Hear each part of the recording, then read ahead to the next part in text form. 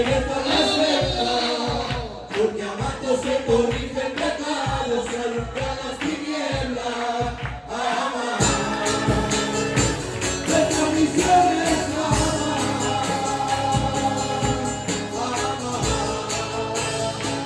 nuestra misión es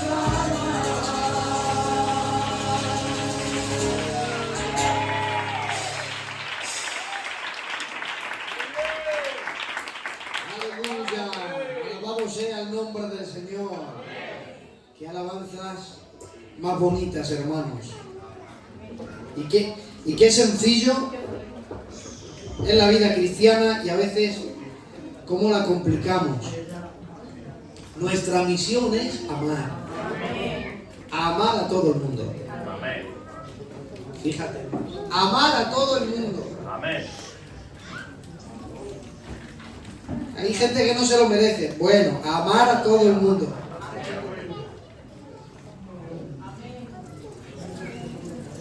Dios nos amó a cada uno de nosotros cuando no nos merecíamos que Dios nos amara. Por eso nuestra misión es amar a todo el mundo. Me alegro mucho de estar con la Iglesia del Señor, de compartir este precioso culto desde el inicio. Ya el Espíritu Santo me había confirmado lo que estos días atrás había puesto en mi corazón. Si se dan cuenta, desde el inicio del culto, con el hermano, con las alabanzas, siempre se ha mencionado la persona de Cristo. Había una de las alabanzas que hablaba de su sacrificio. Bueno, hoy vengo a hablarles un tema cristológico. Vengo a hablarles de Jesús. Por eso sé que si yo puedo explicarlo bien, para que ustedes lo entiendan, sé que Dios les va a bendecir. Porque de mejor no les puedo hablar.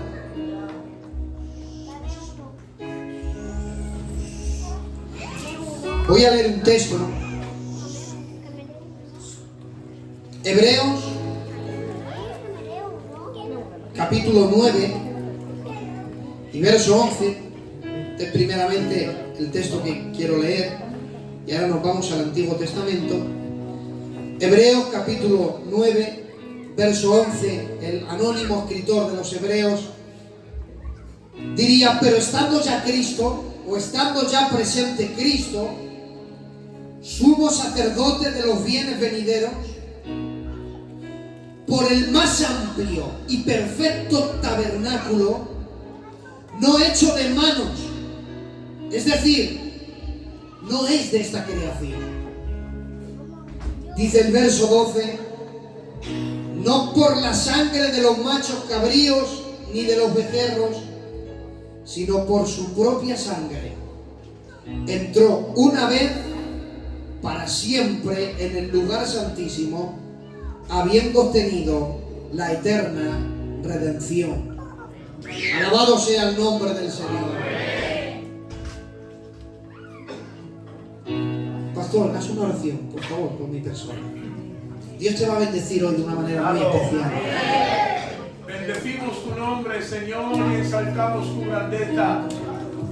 Espíritu Santo, multitudes de gracias, porque tú eres un Dios lleno de amor, lleno de bondad, lleno de paciencia. Queremos agradecer ese sacrificio vivo en la cruz del Calvario. Y ahora, Espíritu Santo, te ruego, Dios mío, que tú tomes a tu siervo, que tomes su mente, que tomes sus labios, su lengua, para que en esta tarde pueda expresar con denuedo y con facilidad aquello que tú quieras hablar a tu iglesia, Señor. Te ruego, Padre, que por medio de tu palabra, que tú levantes, que tú afirmes, que tú fortalezcas y que tú establezcas. Utiliza a tu siervo como jamás nunca antes lo has hecho. Gracias, Espíritu Santo, porque sabemos que tú lo vas a hacer en el nombre de Jesús. Amén. Verán, en el Antiguo Testamento ya el escritor de los Hebreos diría que todo el antiguo pacto, todo lo ocurrido sería la sombra de lo que había de venir. Es decir, que todo, si analizamos cada libro de las Escrituras, empezamos desde el libro del Génesis, todo nos iba a apuntar a alguien que iba a venir, que iba a ser diferente, que iba a marcar un antes y un después. Y cada cosa que vemos en el Antiguo Testamento, de una manera escondida, que Pablo lo llamaría el misterio oculto a todas las generaciones. Cristo era el misterio oculto, era un misterio que estaba escondido, que estaba oculto, pero a través de la historia Dios escondió a la persona de Cristo en ciertos pasajes, ciertos acontecimientos. Toma, ¿quieres ir? Ciertos pasajes de la Biblia, ciertos acontecimientos, ya empezando desde el libro del Génesis. Mire, yo en la iglesia estamos, en el seminario estamos dando el Pentateuco, los primeros 5 libros de la Biblia, y estamos haciendo un vuelo para mirar en cada uno de los libros. Yo les he dicho que después de ver los libros, los primeros 5 libros, luego vamos a ver a Cristo en cada uno de esos libros, porque en el libro en el que miras ves a Jesús.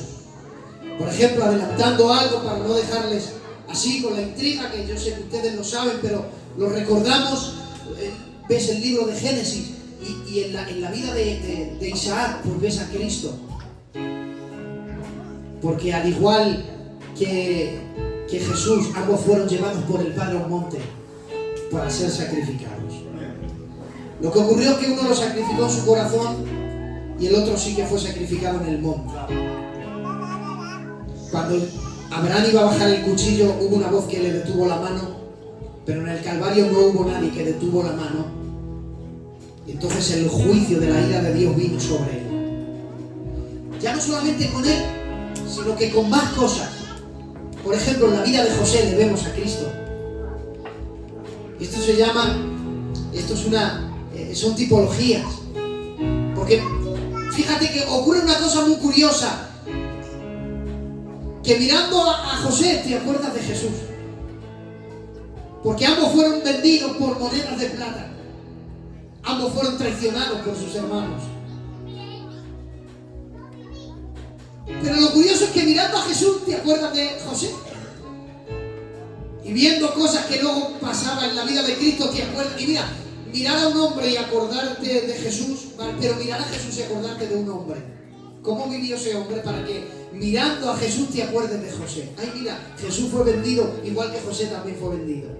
Despreciado por sus hermanos, igual que José fue despreciado por sus hermanos. Pero cuando entras en el libro del Éxodo, una vez que Dios les saca de Egipto, Dios les quiere enseñar a su pueblo rutas para llegar al corazón de Dios. Nadie jamás había adorado a Dios y Dios había escogido un pueblo que lo que Dios hace no hay quien lo haga. Dios quiere formar un pueblo y toma a un hombre y resulta que tiene su mujer, y de un matrimonio lo saca Dios a Abraham y a Sarai, lo saca de Ur de los Caldeos, y él quiere iniciar un pueblo y dice, bueno, voy a empezar por el principio, y coge un matrimonio. Y quiere formar un pueblo y coge el matrimonio. Resulta que la mujer no puede tener hijos. Tiene 75 años y no son padres. ¿Y cómo va a formar Dios así un pueblo? Pero dice Dios, no, esto me sirve.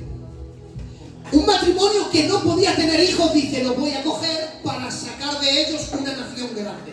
Pero si no pueden, si no son padres, ¿cómo van a formar una nación? La Biblia luego diría que él llama las cosas que no son como si fueran. Solamente a Dios se le ocurre, para formar una nación, coger un matrimonio que no tiene hijos. Dios le saca, Dios le bendice y tienen a Isaac. Y resulta que se casa con Rebeca. Pero que a Rebeca le pasa lo mismo. Y dice Dios, no pasa nada, yo lo soluciono. Y entonces tienen a Jacob. Y Jacob se enamora de Raquel. Y a Raquel le pasa lo mismo, no puede tener hijos. Y dice Dios, tranquilo, yo lo soluciono. Y entonces Jacob tiene 12 hijos. Y de los 12 hijos, uno de ellos es traicionado por sus hermanos. ¿Y dónde va a caer? A Egipto. Años después, Dios cambia el curso de las cosas. Y Jacob, que había llorado por su hijo por 20 años, resulta que él se entera que su hijo no estaba muerto, sino que vivía. Y entonces la Biblia dice que la familia de Jacob viene a caer a Egipto. La Biblia da el dato de cuántos entraron en Egipto. La Biblia dice que fueron, si no me equivoco, fueron 70 o 75 los que entraron en Egipto. Eran una familia, no eran una nación. 75 personas no son un pueblo, son una familia. Y van a caer 70 personas a Egipto. Contando mujeres y niños, salieron, dicen los que saben, aproximadamente 2 millones de personas. Habían crecido tanto en Egipto que dice la Biblia que ya Faraón tiene que dar un edicto y decir, mira, todos los varones que nazcan, matarlos, tirarlos al río. Porque había crecido tanto esa familia en Egipto que dice, si no los detenemos, se van a hacer con toda la nación. Ahora, ¿cómo es posible que crezcan tanto? ¿Saben cuánto tiempo estuvieron esta familia? Desde que se convirtieron, desde ser una familia hasta que se convirtieron en un pueblo, ¿saben cuántos años pasaron? 430. Y uno se pregunta, ¿cómo han crecido tan rápido? Viviendo en una ciudad extranjera. Egipto era la potencia en aquel día. ¿Cómo les ha permitido a los egipcios que crezcan tanto? ¿Por qué los egipcios no cortaron eso antes? ¿Por qué tuvieron que esperar a ser una nación y verles como una amenaza para decirles, parad, que se paren, ir allí cuando las mujeres hebreas vayan a dar a luz, ir allí y matar a los hijos? ¿Por qué? ¿Por qué no lo hicieron antes? ¿Por qué esperaron tanto tiempo? Es que fíjense cómo es Dios. Dios dijo, mira, yo quiero convertir una familia en una nación. Y en el único lugar donde puedo hacer esto es en un lugar que se llama Egipto. ¿Y sabes por qué Dios permitió que esa familia fuera a caer en Egipto? Porque los egipcios como cultura tienen algo que a Dios le apasiona, que luego introduciría a Dios en el pueblo. Y es que los egipcios no se mezclan con nadie. Los egipcios se casan con egipcias. Ningún egipcio se iba a enamorar de una hebrea, porque su cultura, su naturaleza se lo prohibía. Entonces los egipcios se casaban con egipcios, y menos aún casándose con esclavos. Era rebajar su estatus. Por lo tanto, los egipcios se casaban con egipcios, los hebreos se casaban con hebreas.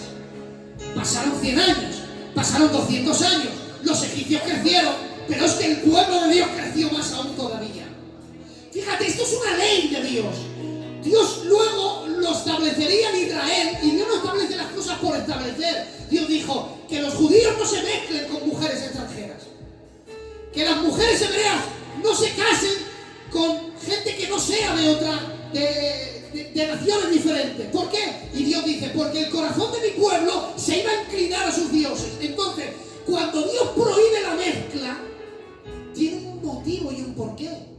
Dios dijo, si yo permito que mi pueblo Israel se mezclen con otras naciones, Israel termina desapareciendo. Porque Dios conocía a su pueblo. Y cuando respetaron una ley divina, un principio divino, el pueblo creció tanto que los egipcios tuvieron miedo y dijeron, esto hay que pararlo. Porque cuando se respetan los principios divinos, el único resultado es productividad, es crecimiento, es multiplicación. ¿Sabes por qué la vida cristiana a veces algunos van para atrás? Por la sencilla razón que no respetan principios divinos. Porque cuando no se mezcla, miren hermanos, alguien tiene, no sé si lo he hecho aquí, alguien tiene 10 euros, un billete de 10 euros, ¿quién tiene? Os lo doy, os lo prometo, no me lo quedo. ¿Quién tiene un billete de 5 euros? Necesito 2, uno de 10 y uno de 5. Mira, uno de 5. ¿Dónde está el de 10? También me vale. Bueno, ya vemos si se lo devolvemos. ¿Cuánto vale? ¿Cuánto tengo? 25. Si yo voy al bar y digo, hago un café, ¿qué vale? 1,50, ¿no? Le puedo pagar con lo que sea, ¿no? Vale. Si yo ahora le digo, traedme pegamento super glue, y echo aquí, y hago así, y hago así.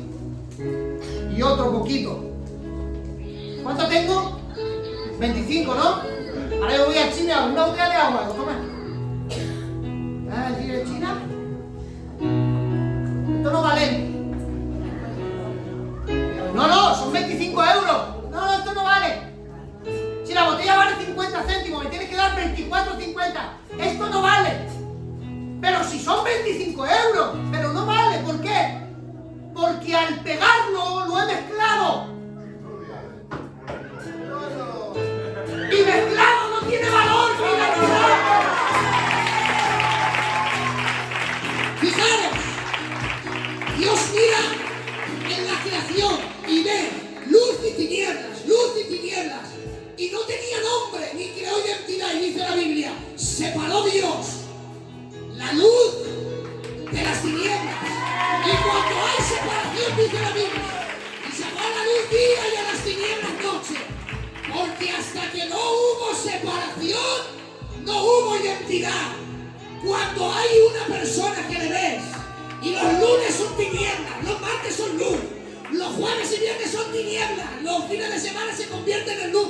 Cuando no hay, hermanos, cuando no hay separación, no hay identidad ni tampoco productividad. Necesitamos una iglesia separada, que no sea una mezcla de luz y tinieblas. Quiso separar un pueblo y dijo, voy a enseñar a adorar al único Dios que existe. Y para eso Dios tenía que formar un templo. Pero en el desierto no hay piedras. Y Dios dice, da igual.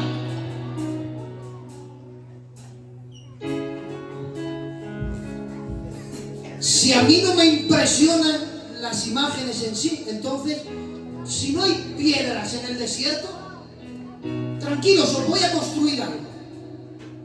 Entonces Dios construye el tabernáculo. ¿Hasta aquí me están entendiendo? Un tabernáculo era un templo desmontable, que se podía montar y desmontar. ¿De acuerdo? El modelo del templo, Dios le dice, mira, Moisés sube al monte. Cuando Moisés está 40 días en el monte, entonces Dios le abre un poco los cielos, le muestra una visión y le dice Dios, desciende y haz conforme el modelo que te ha sido mostrado en el monte. Es decir, que el tabernáculo, el plan, el diseño, los planos, no fueron de palabra. Dijo, ¿lo ves? Sí. Conforme lo ves tienes que hacerlo. Moisés dijo, pero es que, ¿cómo lo hago? Dice, tranquilo, que yo he llenado a 2 de la tribu de Judá, los hijos de Uri, los he llenado del Espíritu de Dios en sabiduría. Son expertos en trabajar en el oro, en la plata, en el bronce. Tranquilo, que van a saber hacerlo. Entonces Moisés desciende y les da instrucciones. Mirad, Dios me ha mostrado un tabernáculo, hay que hacerlo así. Miren el diseño del tabernáculo. Era un sitio cerrado. Ponían estacas y hacían un cuadrado.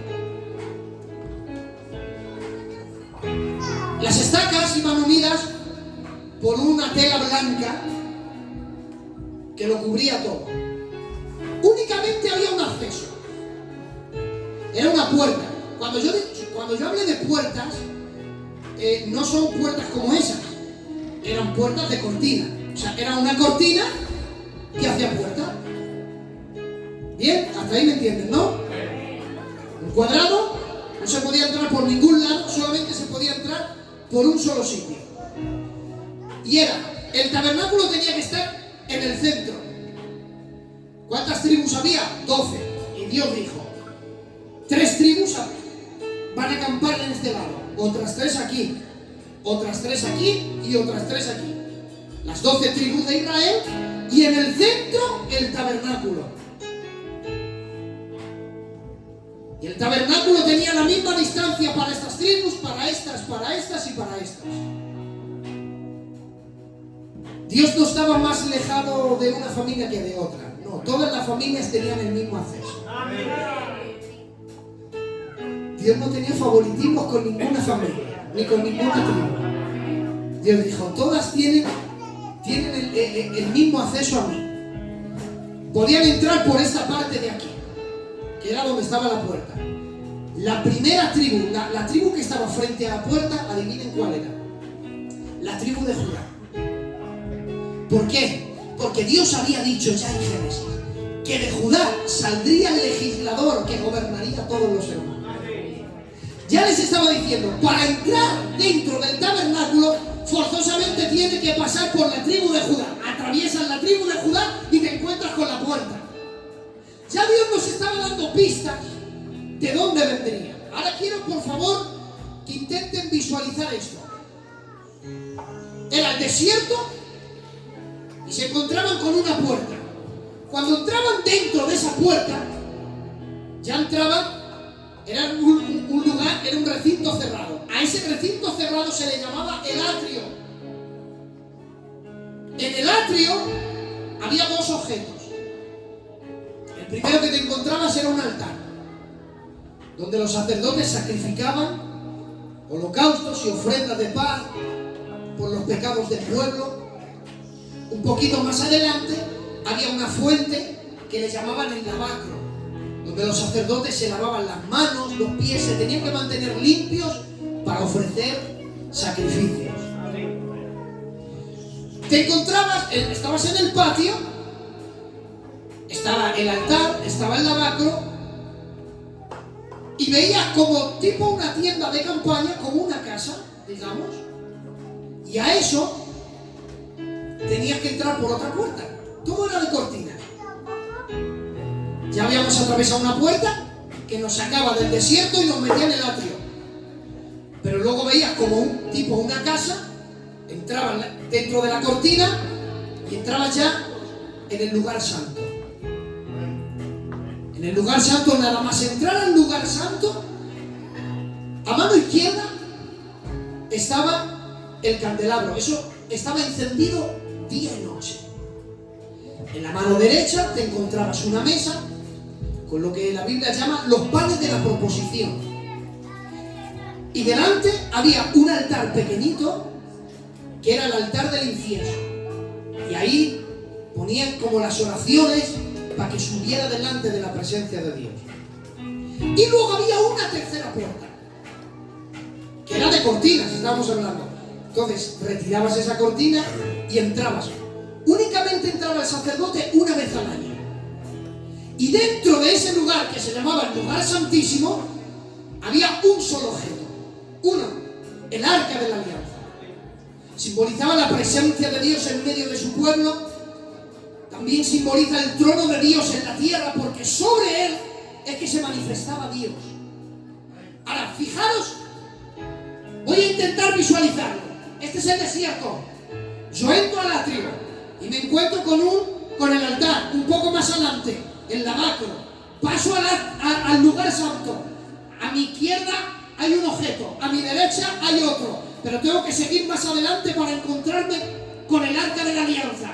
Si ustedes han visto mis movimientos, yo entro, objeto, entro al lugar santo, uno a la izquierda, otro a la derecha y sigo hacia adelante. Si ustedes miran el tabernáculo desde arriba, mirando cada uno de los objetos que hay, hace una cruz. Es el único lugar del Antiguo Testamento que mirando desde arriba ves una cruz puesta.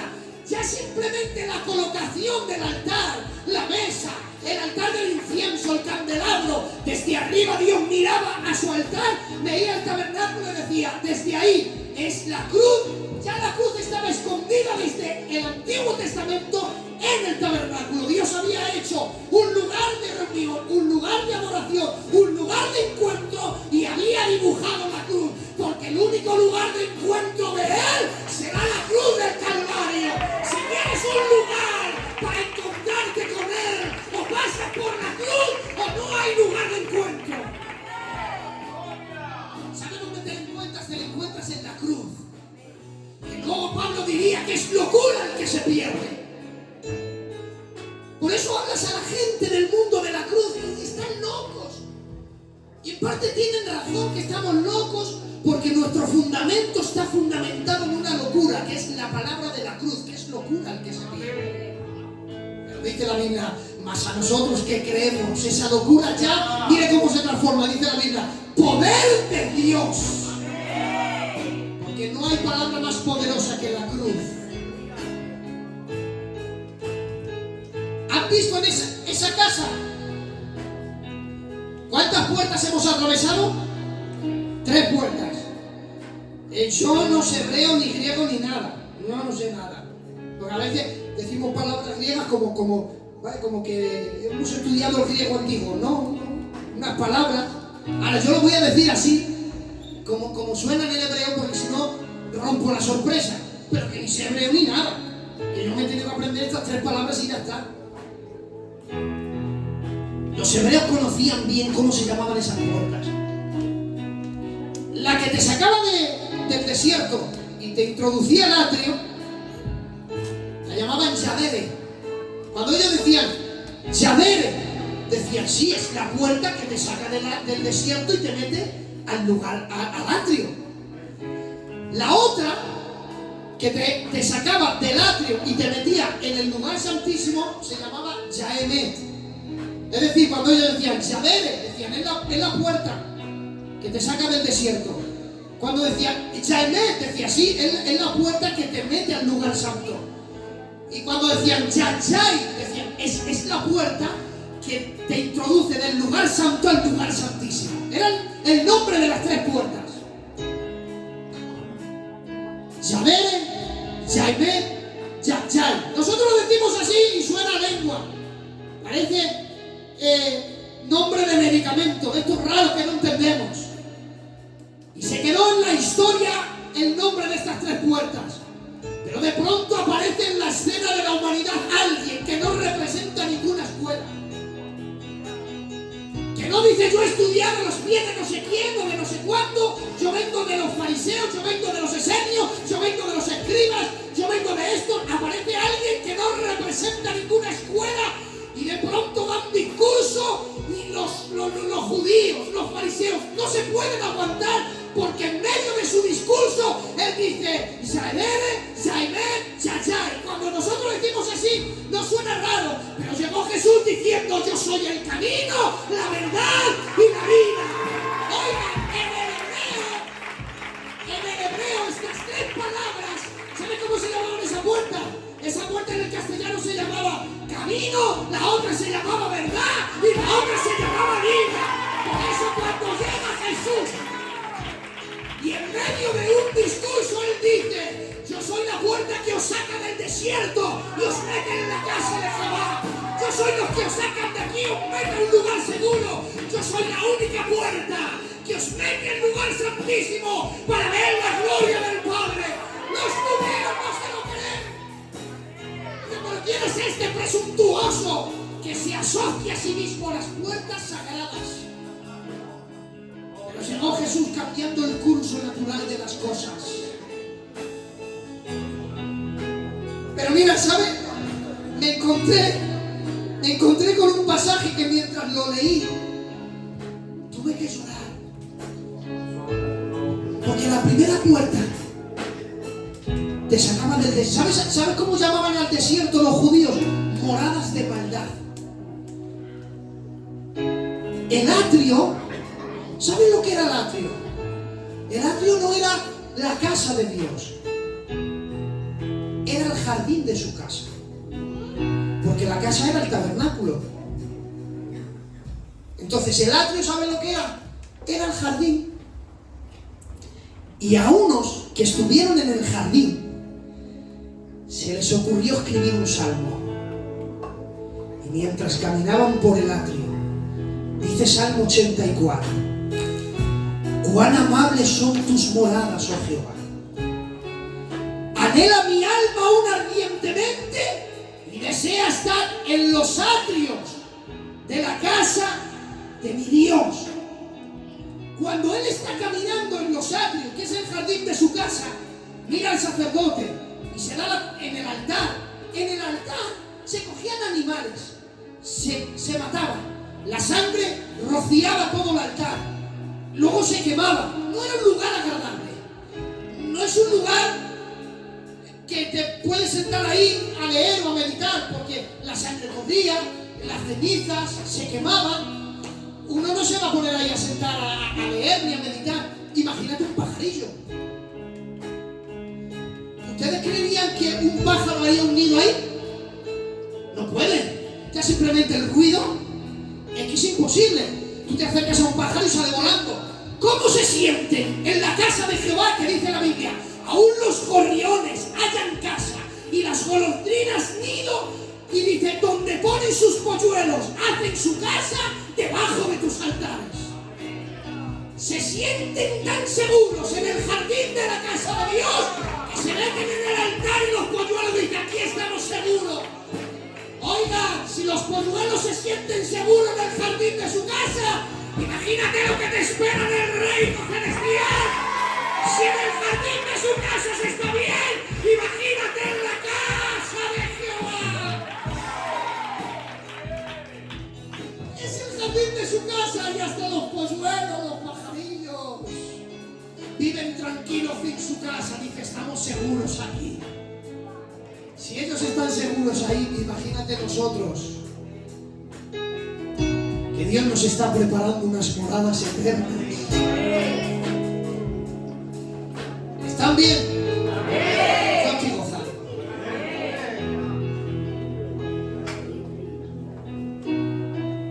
Cuando uno miraba desde fuera,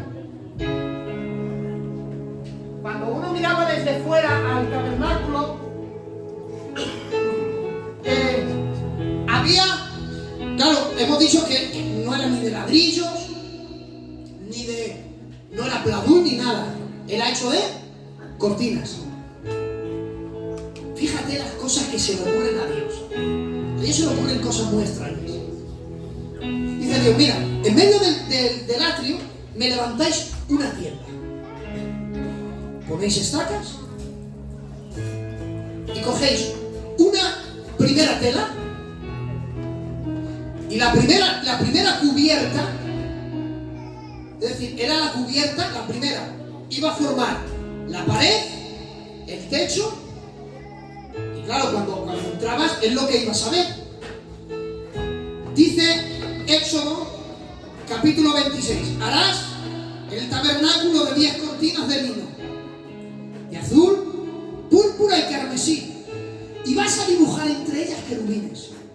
Dice la Biblia, haz una obra primorosa, es decir, esmérate que va a ser una obra muy bonita. La casa iba a tener 4 telas diferentes. Eso solamente se le ocurre a Dios. Tú imagínate decir, vamos a hacer un culto y en vez de un techo, vamos a hacer 4 techos. Aquí tienes 4 techos, dice Dios, yo quiero 4. En vez de una pared, quiero 4 paredes. Hacéis una, y sobre esa hacéis otra, y sobre esa hacéis otra, y sobre esa otra. 4. ¿Pero por qué? Dice Dios, vosotros hacedlo y ya está. Y vamos a por la primera. Y la primera era de lino, que era blanco. Era de púrpura, que era morado. Era azul también. Y dice, y una obra primorosa. Eso había que saber bien dibujar entre las telas para hacer un querubín. Dice, pues en vez de uno tenéis que hacer muchos. Que cuando entren, vean querubines por todos los lados. Que vean blanco, que vean azul, que vean morado, que vean rojo también, carmesí. ¿Y de qué nos hablaba esa primera tela? Hemos dicho que todo era la sombra de lo que había de venir. ¿Ha visto cómo todo, poco a poco? Ya, la colocación de los altares nos habla de lo que él iba, a donde él iba, a la cruz. Las puertas, era él. Pues las cortinas, también estaba él escondido. Porque dijo Dios, llegará un día en que venga alguien blanco. ¿Sabes qué es blanco en la Biblia? Pureza, santidad.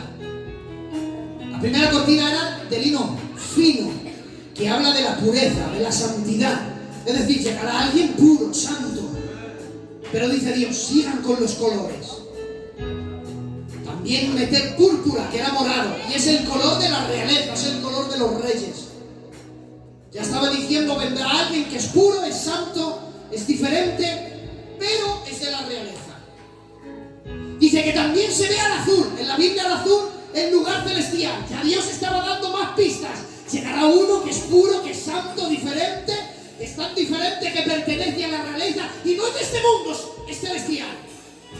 O sea, ya en los colores nos estaba diciendo que Él es de la realeza, que Él viene de lugares celestiales, que Él es puro, Él es santo, pero ¿y la obra primorosa? ¿De qué nos habla la obra primorosa? La obra primorosa era coger las telas y empezar a dibujar. Y solamente a Dios se le ocurre hacer esto. La Biblia dice que el Verbo fue hecho carne y empezó a entretejer una obra primorosa. La obra primorosa nos habla del gran misterio de la piedad. No sabemos cómo, pero la Biblia dice, el Verbo fue hecho carne y habitó entre nosotros. Y miramos la persona de Jesús y le decimos, es un hombre, porque llora, es un hombre, porque se cansa, es un hombre, porque duerme, pero también es Dios, porque perdona pecado, también es Dios porque sana, también es Dios porque es diferente. Solamente a Él se le ocurre hacer una obra primorosa. Entonces la primera cortina, en las primeras paredes, nos habla de Él, de quién era, de dónde venía, de cómo iba a venir a este mundo. Y dice, bueno, sobre esa poner otra más. Muy bien, ¿de qué la hacemos, Señor? Dice, coged a cabras y me hacéis otra cubierta, pero de piel de cabras. Señor, otro animal, no quiero cabras. Entonces cogieron, empezaron a coser piel de cabras. ¿De qué nos habla esto? Miren, una vez al año, libro de Levíticos, dice la Biblia que cogían a 2 cabras, la echaban a suertes, y la que caía, dice la Biblia que la echaban al desierto, y simbolizaba, en esa cabra simbolizaba que Dios había alejado los pecados de su pueblo y los habían llevado al desierto. Es decir, cuando esa cabra se metía en el desierto y huía y se alejaba del pueblo, Dios placaba su ira, porque ya los pecados se habían alejado. Dice Dios, en la segunda cortina estaba diciendo, Él es puro, Él es santo, viene del cielo, de la realeza, viene de una manera increíble, pero Él viene para una misión: alejará de nosotros nuestras rebeliones. Ya la segunda cortina estaba diciendo, Él se encargará de que la ira del Padre que está, miren hermanos, cuando Dios llama a Moisés, le llama ¿dónde?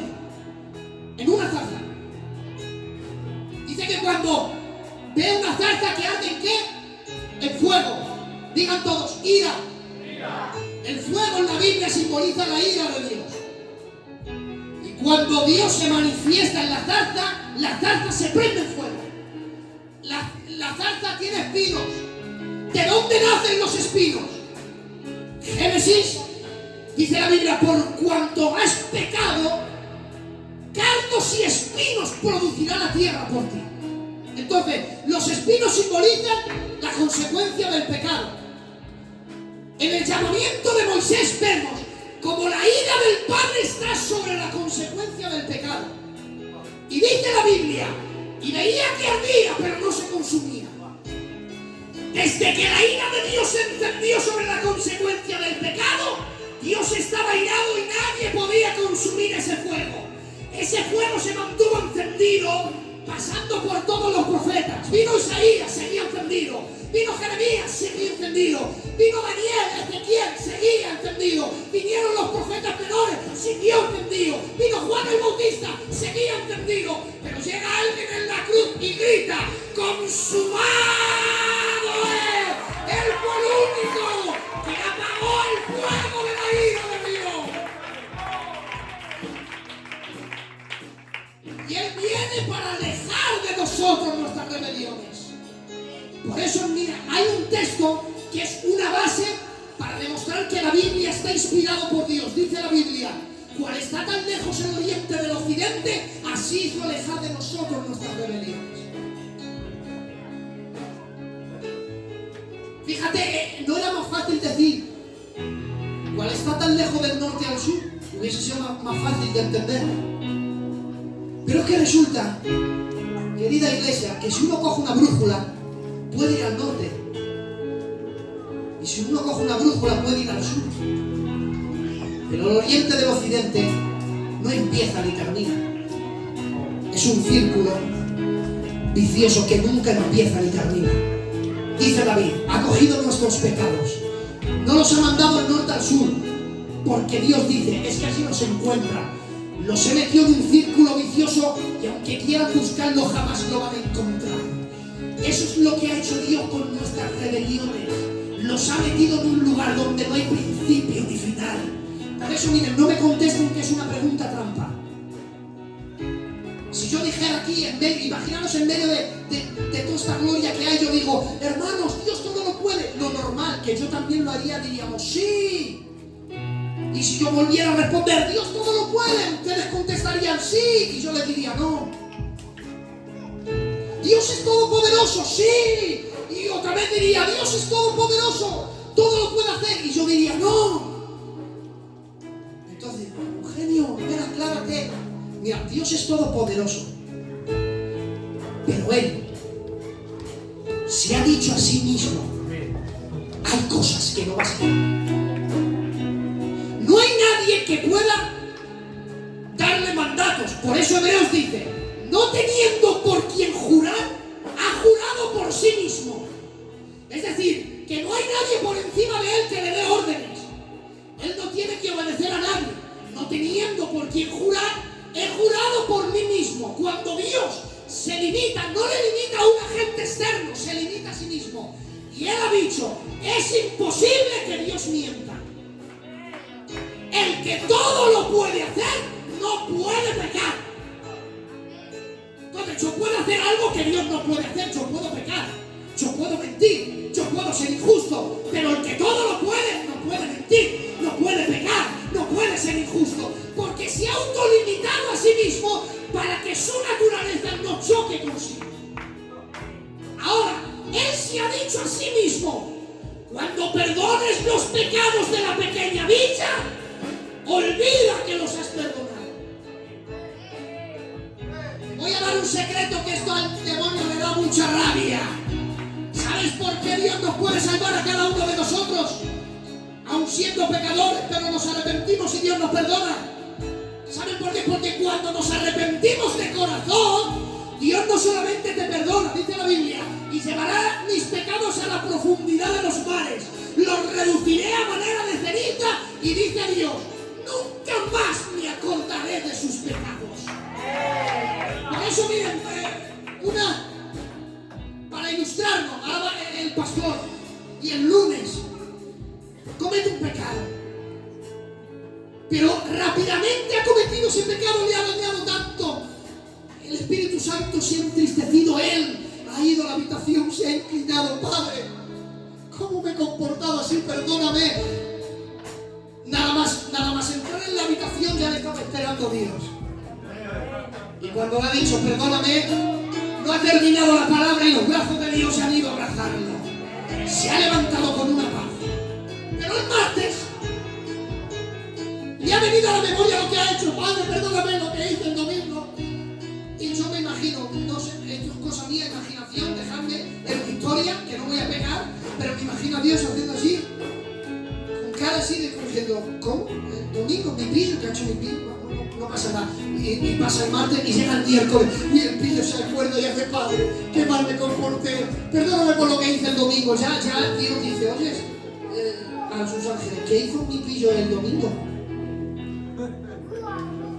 Señor, tú lo sabes todo. Dice, no, es que me está pidiendo, lleva 3 días pidiéndome perdón por algo que ha hecho el domingo, pero es que resulta que estoy buscando en mi memoria y no sé qué ha hecho. Porque Él ha dicho, cuando perdones pecados, olvida que los ha perdonado. Por eso la Biblia dice, por gracia sois salvos, por medio de la fe. Y esto no es nuestro, es un regalo de Él. Por eso, aunque David asesina, es un adúltero, se arrepiente tanto en el Salmo 51 que le dice Dios a Salomón, Salomón, sé perfecto como tu padre, pero sí, Señor, ¿has leído otra Biblia? Porque la Biblia que yo he leído es un adúltero, es un asesino, y Dios dice, no, estará en ese escrito, sé perfecto como tu padre es perfecto, porque cuando perdonó Dios a David, se olvidó de lo que hizo con Betsabé.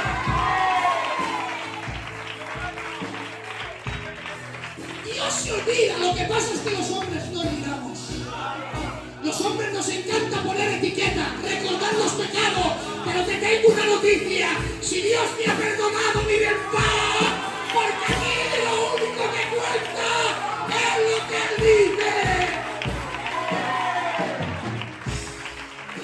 Si Dios te ha perdonado, vive tranquilo. Camina, que largo camino nos resta. Porque como decía, su amor no tiene límites. Eso era la segunda cortina. Ya terminamos, ¿no? Seguimos con las otras dos. Y una tercera. Dice esta, coged un cordero y la teñís en roja de la sangre de un cordero y también la ponéis. Estaba diciendo, la de la piel de cabras que era, alejaría los pecados. La tercera estaba diciendo, lo va a alejar a precio de ¿qué? A precio de derramar su sangre.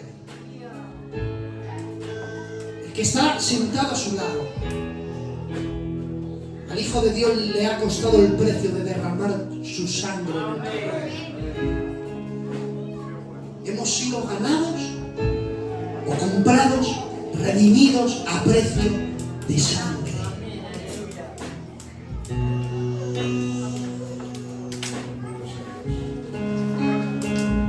Venga, voy a ir a por la cuarta que me gusta. Quiero terminar con esto. Pero a Dios solamente se le ocurriría decir, miren, la cuarta cortina, la que se va a ver,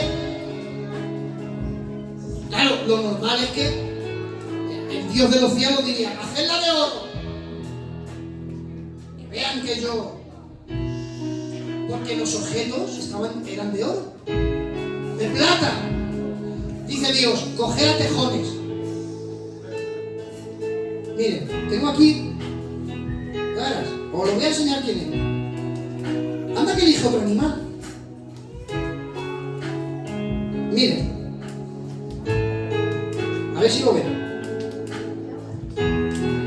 Esto es un tejón. Esto es un tejón. Animal feo, es feo, animal. Pastor, esto es un tejón. Dice Dios, la cuarta cortina, la que todo el mundo va a ver, de piel de tejones. El tejón es un animal feo, no tiene belleza. Quieren que cuando se fijen vean tu casa. Hombre, Señor, invierte en las cortinas, la bonita, la de los querubines, ponla arriba para que todo el mundo la vea. Dice, no, esa oculta, porque cuando el Hijo de Dios pisó la tierra,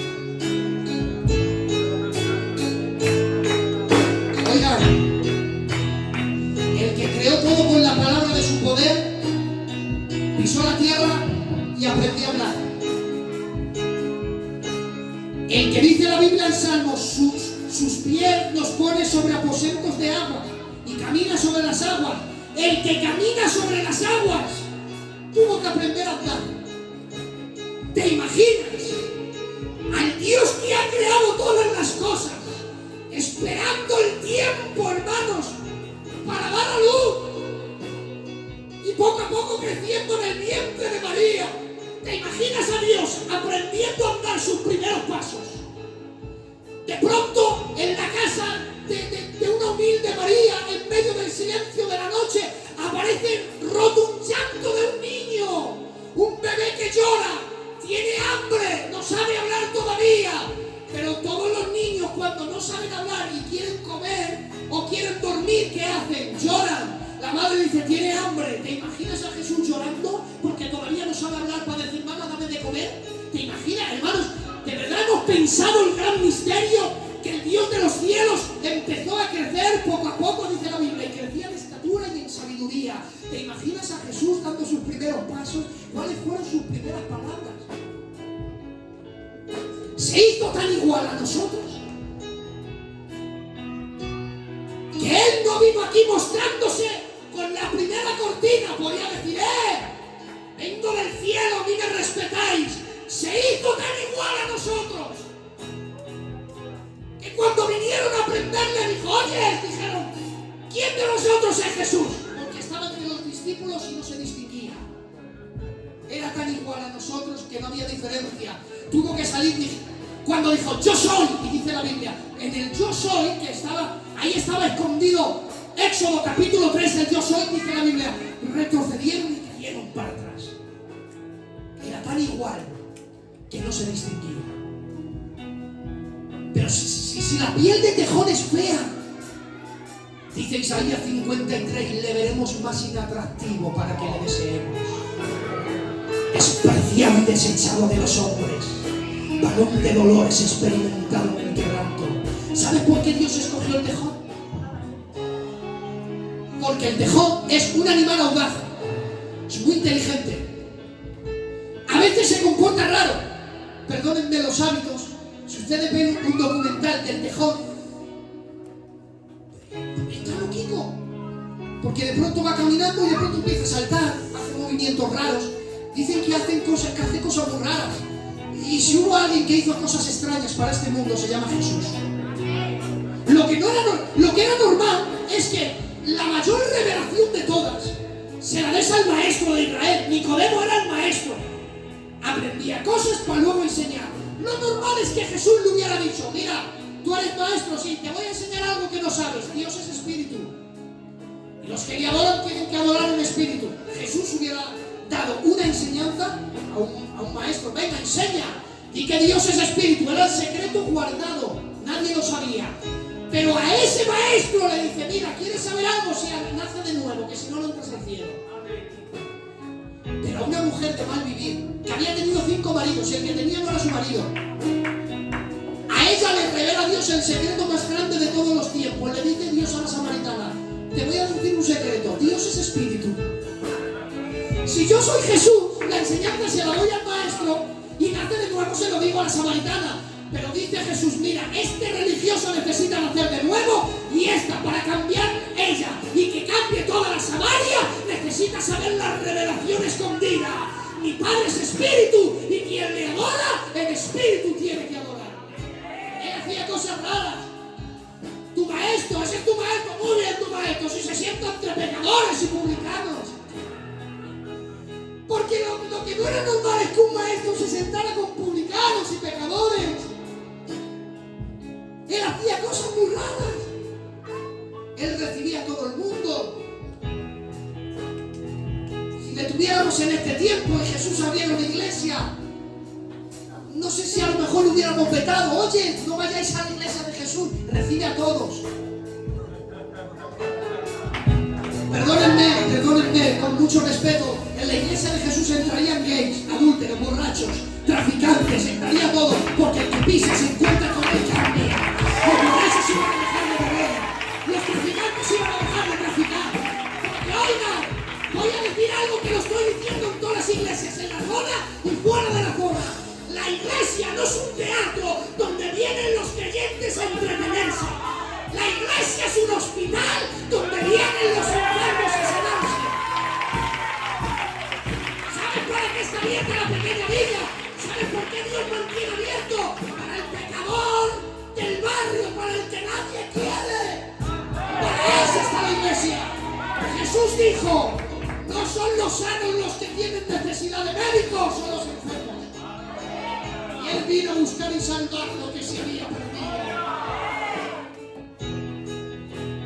Tiene una piel muy dura. Intentas hacerla así con un cuchillo y no puedes. Jesús era muy duro. Querían muchas veces apuñalearle y dice la Biblia que querían cogerle.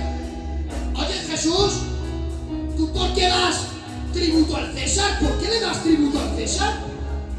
Dice la Biblia, querían prenderle.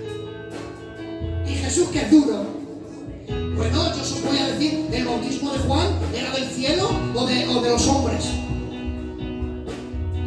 ¿Te podemos darnos un minuto para pensarlo? Jesús, vale. Si me respondéis, os respondo yo también. Porque me habían preguntado, ¿con qué autoridad haces estas cosas?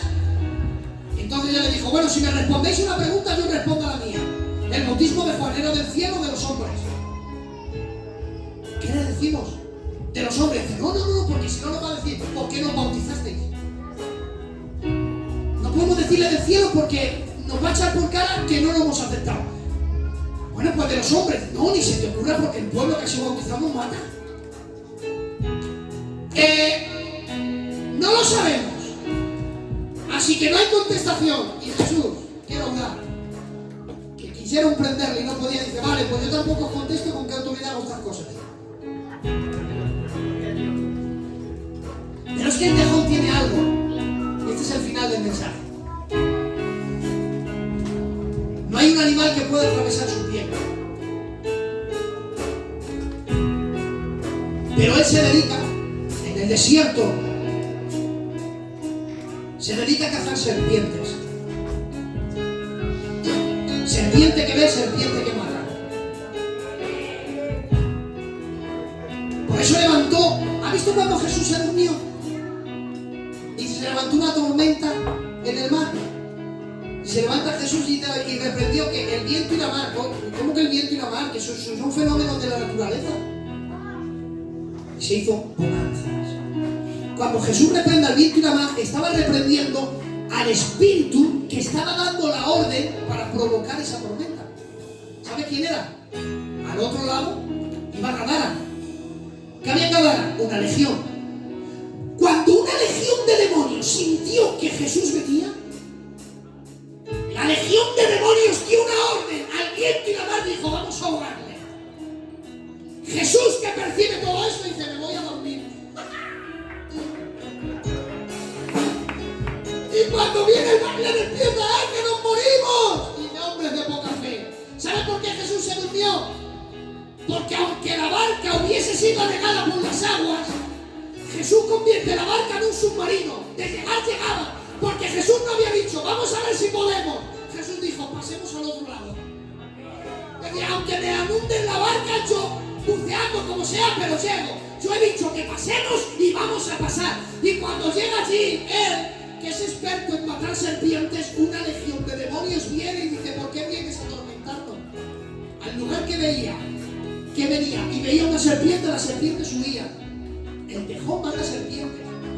Pero hay una serpiente que es la más venenosa de todas. Está en el Oriente Medio. Es negra. Y para matar a esa serpiente no las mata como las otras. Os he dicho que su piel no lo atraviesa nada, ¿no? Tiene un punto vulnerable.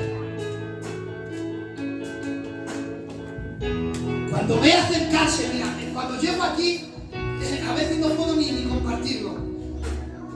Cuando ve la serpiente negra, el tejón se queda quieto.